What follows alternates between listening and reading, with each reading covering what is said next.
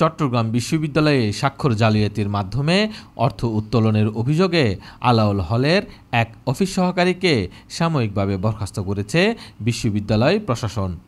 একই ঘটনায় আরও 2 কর্মচারীকে কারণ দর্শানোর নোটিশ দেওয়া হয়েছে। এই ঘটনায় বিশ্ববিদ্যালয় জুড়ে আলোড়ন সৃষ্টি হয়েছে।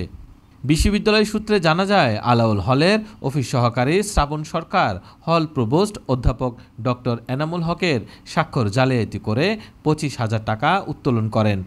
বিষয়টি প্রকাশ্যে আসে যখন প্রভোস্টের মোবাইল ফোনে ব্যাংক থেকে অর্থ কেটে নেওয়ার নোটিফিকেশন যায়।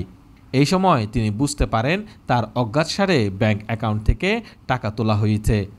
ঘটনাটি তাৎক্ষণিকভাবে বিশ্ববিদ্যালয় প্রশাসনের দৃষ্টিগোচর হলে প্রভোস্ট অধ্যাপক ডক্টর এনামুল হক লিখিত অভিযোগ দায়ের করেন।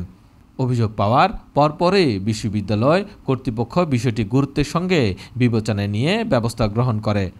অভিযোগের প্রেক্ষিতে অভিযুক্ত শ্রাবণ সরকারকে সাময়িক বরখাস্ত করা হয় এবং হলের আরও 2 কর্মচারী শামসুল হুদা ও সৈয়দ হোসেনকে কারণ দর্শানোর নোটিশ পাঠানো হয়।